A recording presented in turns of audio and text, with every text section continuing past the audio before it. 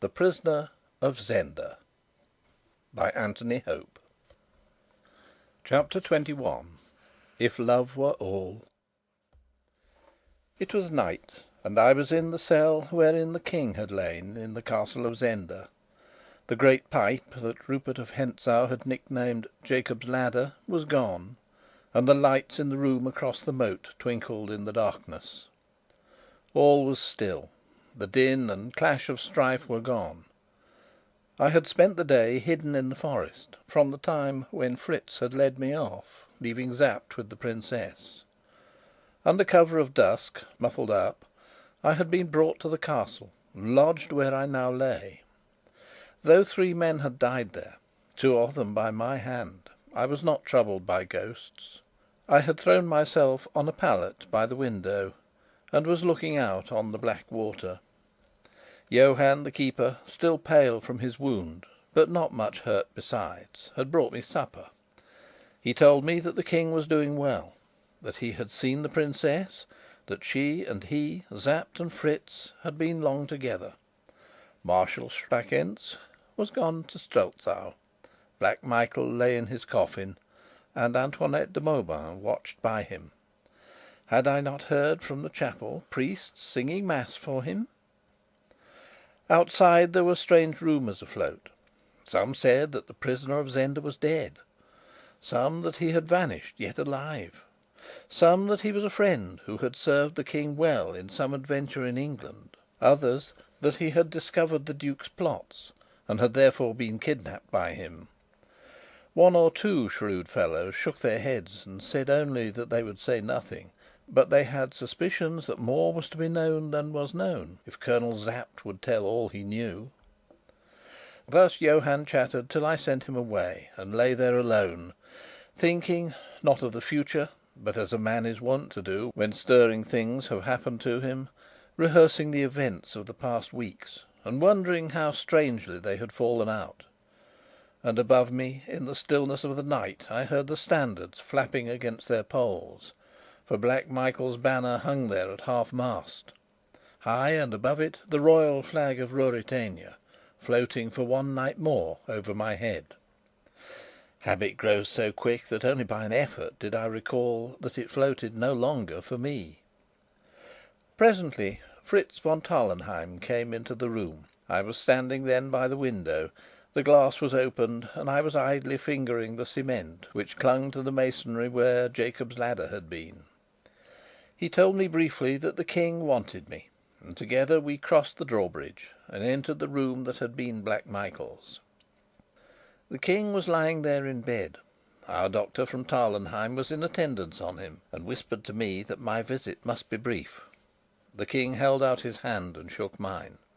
Fritz and the doctor withdrew to the window. I took the King's ring from my finger and placed it on his. "I have tried not to dishonour it, sire," said I. "I can't talk much to you," he said in a weak voice. "I have had a great fight with Sapt and the Marshal, for we have told the Marshal everything. I wanted to take you to Strelsau and keep you with me, and tell everyone of what you had done, and you would have been my best and nearest friend, cousin Rudolf. But they tell me I must not, and that the secret must be kept, if kept it can be." "They are right, sire. Let me go. My work here is done." "Yes, it is done, as no man but you could have done it. When they see me again, I shall have my beard on. I shall Yes, faith, I shall be wasted with sickness. They will not wonder that the King looks changed in face. Cousin, I shall try to let them find him changed in nothing else. You have shown me how to play the King." "Sire," said I can take no praise from you. It is by the narrowest grace of God that I was not a worse traitor than your brother." He turned inquiring eyes on me, but a sick man shrinks from puzzles, and he had no strength to question me. His glance fell on Flavia's ring, which I wore. I thought he would question me about it, but, after fingering it idly, he let his head fall on his pillow. "I don't know when I shall see you again," he said, faintly, almost listlessly. "If I can ever serve you again, sire," I answered. His eyelids closed. Fritz came with the doctor. I kissed the King's hand and let Fritz lead me away. I have never seen the King since. Outside, Fritz turned, not to the right, back towards the drawbridge, but to the left, and without speaking led me upstairs through a handsome corridor in the chateau. "Where are we going?" I asked. Looking away from me, Fritz answered: "She has sent for you. When it is over, come back to the bridge. I'll wait for you there." "What does she want?" said I, breathing quickly. He shook his head. "Does she know everything?" "Yes, everything." He opened a door, and, gently pushing me in, closed it behind me. I found myself in a drawing room, small and richly furnished. At first I thought that I was alone, for the light that came from a pair of shaded candles on the mantelpiece was very dim. But presently I discerned a woman's figure standing by the window. I knew it was the princess, and I walked up to her, fell on one knee, and carried the hand that hung by her side to my lips. She neither moved nor spoke. I rose to my feet, and, piercing the gloom with my eager eyes, saw her pale face and the gleam of her hair, and before I knew, I spoke softly: "Flavia!" She trembled a little and looked round. Then she darted to me, taking hold of me. "Don't stand, don't stand! No, you mustn't. You're hurt. Sit down. Here, here." She made me sit on a sofa, and put her hand on my forehead. "How hot your head is!" she said, sinking on her knees by me. Then she laid her head against me, and I heard her murmur: "My darling, how hot your head is!" Somehow love gives even to a dull man the knowledge of his lover's heart.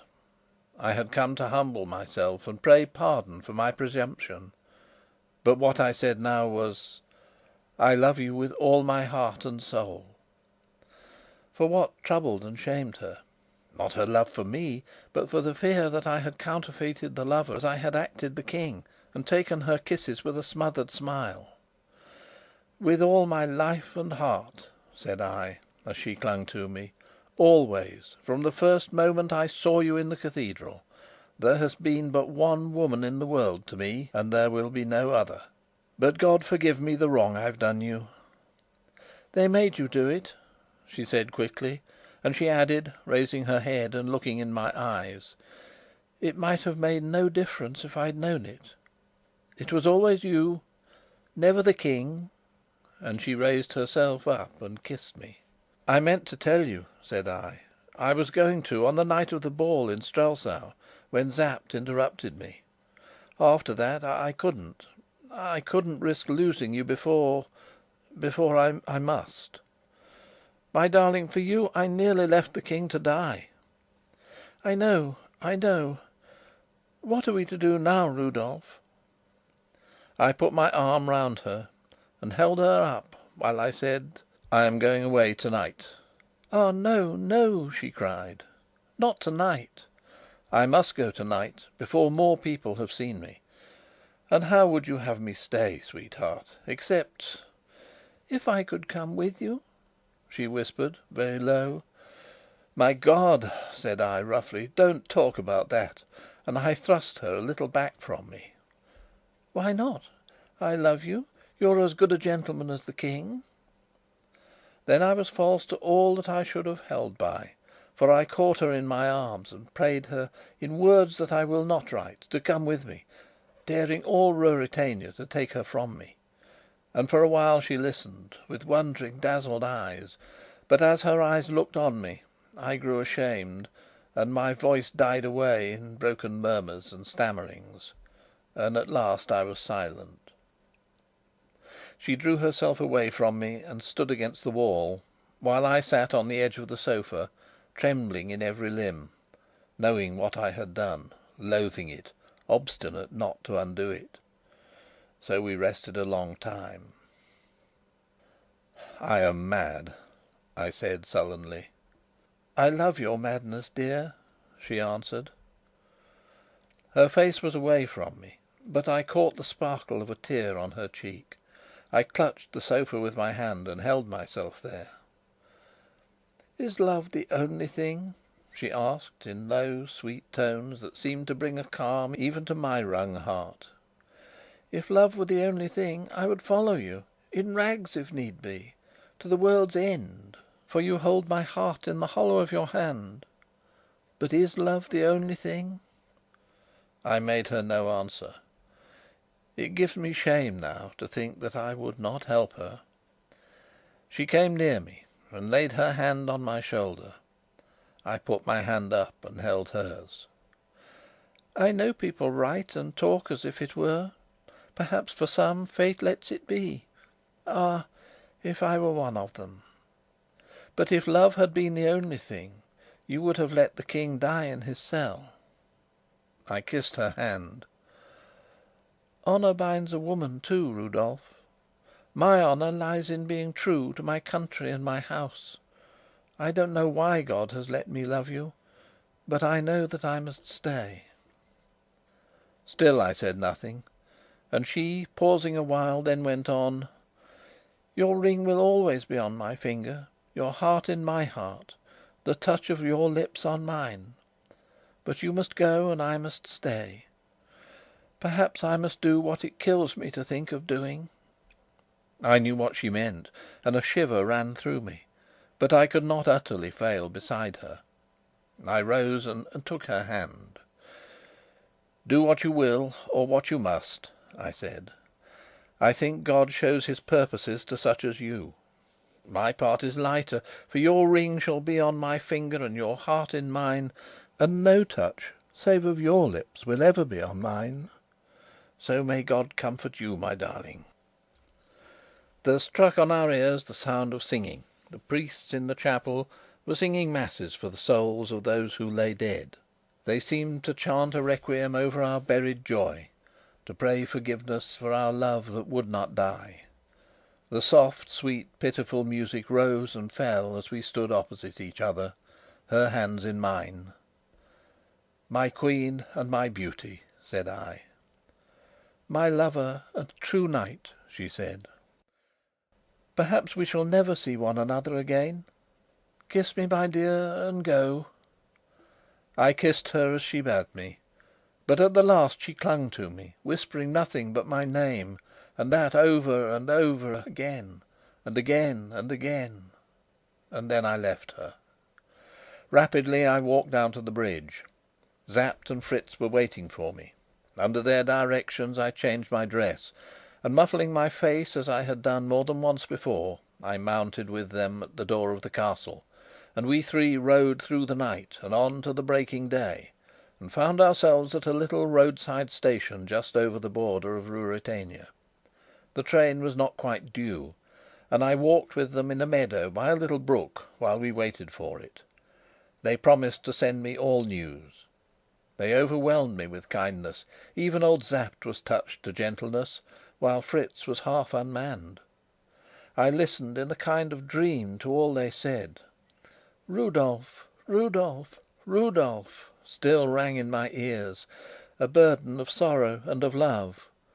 At last they saw that I could not heed them, and we walked up and down in silence, till Fritz touched me on the arm, and I saw, a mile or more away, the blue smoke of the train. Then I held out a hand to each of them. "We are all but half men this morning," said I, smiling, "but we have been men. Eh, Sapt and Fritz, old friends? We have run a good course between us." "We have defeated traitors and set the King firm on his throne," said Sapt. Then Fritz von Tarlenheim suddenly, before I could discern his purpose or stay him, uncovered his head and bent as he used to do, and kissed my hand. And, as I snatched it away, he said, trying to laugh: "Heaven doesn't always make the right men kings." Old Sapt twisted his mouth as he wrung my hand. "The devil has his share in most things," said he. The people at the station looked curiously at the tall man with the muffled face, but we took no notice of their glances. I stood with my two friends and waited till the train came up to us. Then we shook hands again, saying nothing, and both this time, and indeed from old Sapt it seemed strange, bared their heads, and so stood still till the train bore me away from their sight, so that it was thought that some great man travelled privately for his pleasure from the little station that morning, whereas in truth it was only I, Rudolf Rassendyll, an English gentleman, a cadet of a good house, but a man of no wealth nor position, nor of much rank. They would have been disappointed to know that. Yet had they known all, they would have looked more curiously still. For be I what I might now, I had been for 3 months a king, which, if not a thing to be proud of, is at least an experience to have undergone. Doubtless I should have thought more of it, had there not echoed through the air, from the towers of Zenda that we were leaving far away, into my ears and into my heart, the cry of a woman's love: "Rudolf! Rudolf! Rudolf!" Hark! I hear it now. End of Chapter 21.